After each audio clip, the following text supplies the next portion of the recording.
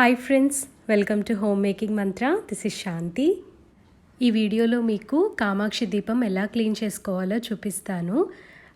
తమిళనాడులో కామాక్షి విలక్కు అని అంటారు. విలక్కు అంటే దీపం అన్నమాట తమిళ్లో. ఇక్కడ తడి చేసుకోకుండా ఫస్ట్ పీతాంబరి వేస్తున్నాను. దీనివలన ఏంటంటే ఏదైనా ఆయిల్ అనేది ఆ దీపంకి అంటుకుంటే పీతాంబరి అబ్జార్బ్ చేసేసుకుంటుంది ఆయిల్ని. సో మనకి క్లీనింగ్ ఈజీ అనమాట. ముందు తడి లేకుండా కొద్దిగా లైట్గా స్క్రబ్ చేసేసుకొని మొత్తం, ఆ తర్వాత లైట్గా తడి చేసుకొని కొంచెం ఎక్స్ట్రా పీతాంబరి వేసుకొని క్లీన్ చేసేస్తాను అనమాట. కామాక్షి దీపాన్ని ఇంట్లో పెట్టుకోవచ్చు, పెట్టుకోకూడదు అని చాలా అపోహలు ఉంటాయి మనకి. సో ఇక్కడ నేను పెట్టుకున్న దీపం ఏంటంటే ఒక దీక్షలాగా పెట్టుకోలేదు. దీక్షతో మనం దీపం 30 days సంథింగ్ అలా పెడతారు, నాకు ఐడియా లేదనమాట.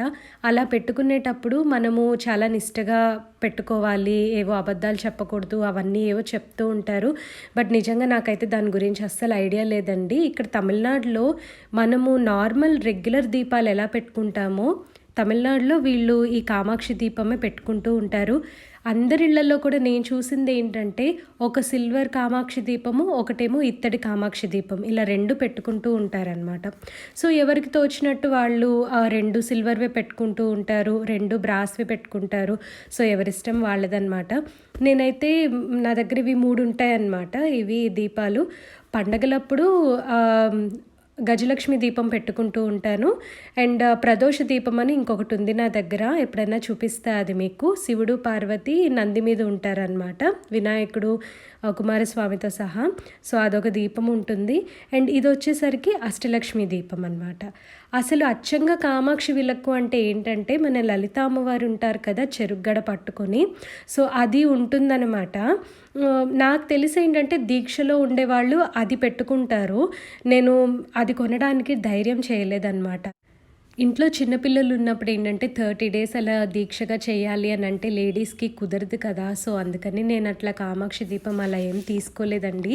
యాక్చువల్లీ కామాక్షి దీపాల్లో చాలా వెరైటీస్ అనేవి ఉంటాయి. ఇప్పుడు లక్ష్మీదేవి పక్కన 2 ఏనుగులు కనిపించేది ఏంటంటే గజలక్ష్మి దీపం అని అంటారు. అండ్ ఇప్పుడు ఇది వచ్చేసరికి అష్టలక్ష్మి దీపం అనమాట నేను క్లీన్ చేసేది.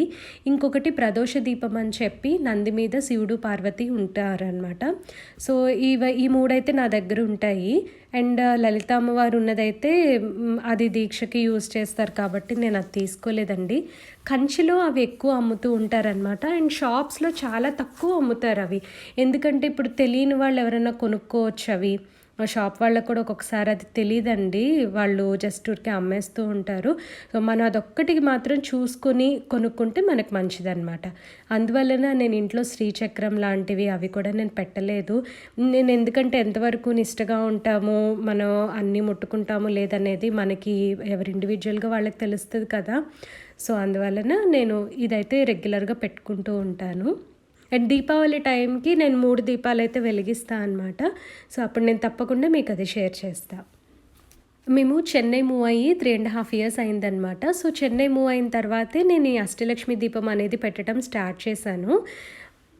ఇవి కూడా నేను చాలామంది హౌస్ హోల్డ్స్లో చూసిన తర్వాతే నేను పెట్టుకున్నాను అనమాట.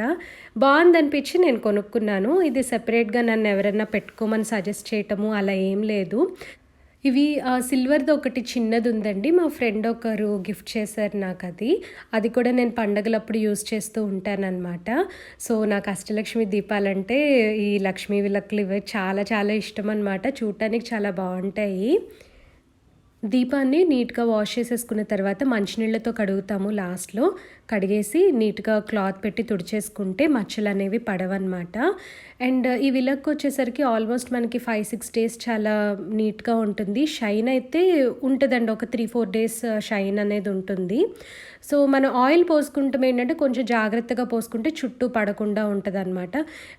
యూజువల్లీ మా అబ్బాయి అప్పుడప్పుడు ఆయిల్ పోస్తూ ఉంటాడు, తను పోస్తే మాత్రం చుట్టుపక్కల అవుతూ ఉంటుంది.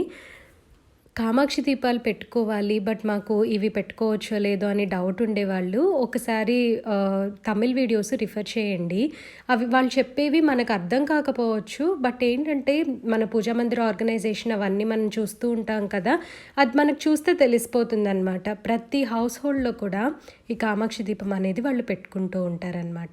ఇది వీళ్ళకి యాక్చువల్లీ చాలా ఇంపార్టెంట్ కూడా ఇది పెట్టుకుంటం అనేది. మా తోటికోడలు వచ్చేసరికి షీ ఈజ్ ఎ తమిళియన్ అనమాట. తనకి వాళ్ళ మదరు పూజ సామాన్లు అన్నీ కొనేటప్పుడు సిల్వర్‌ది ఇది కామాక్షి వీళ్ళకిచ్చి పంపించారనమాట. మనం ఈ దీపానికి 7 బొట్లు గానీ, 9 బొట్లు గానీ, అలాగా 11 కానీ ఆడ్ నెంబర్స్ అనేవి మనం పెట్టుకుంటే మంచిదనమాట. గంధం పెట్టేసేసుకొని దాని మీద కుంకుమ పెట్టుకోవచ్చు. బట్ ఏంటంటే మనం ఏ దీపం పెట్టినా సరే పసుపు, కుంకుమ అనేది దీపానికి పెట్టి ఆ తర్వాత పువ్వు అనేది కంపల్సరీ పెట్టుకోవాలి. అలా పెట్టుకుంటే చాలా మంచిదని చాగంటి వారు చెప్తూ ఉంటారు. నెక్స్ట్ వచ్చి నేను దీపం వెలిగించడానికి ప్యూర్ నువ్వుల నూనె వాడుతూ ఉంటానన్నమాట. ఇదయం జింజలి ఆయిల్ ఉంటుంది కదా, అదొక్కటే యూజ్ చేస్తాను నేను.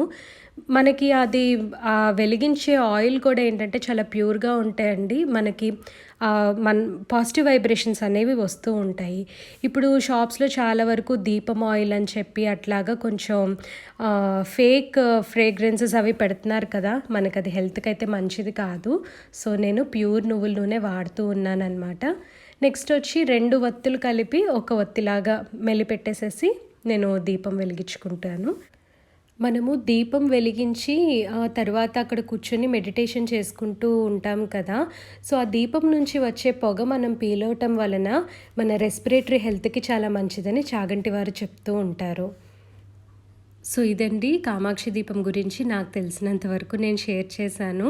నిజంగా చెప్పాలంటే నాకంత ఐడియా కూడా లేదు. నేను ఎలా యూజ్ చేస్తున్నాననేది వరకే చెప్పాను మీకు. సో, ఈ వీడియో అందరికీ నచ్చింది అని అనుకుంటున్నాను. చూసిన వాళ్ళకి, కమెంట్ చేసిన వాళ్ళకి, నా ఛానల్‌కి సబ్స్క్రైబ్ చేసిన వాళ్ళకి అందరికీ చాలా చాలా థ్యాంక్స్ అండి. Thank you for your time.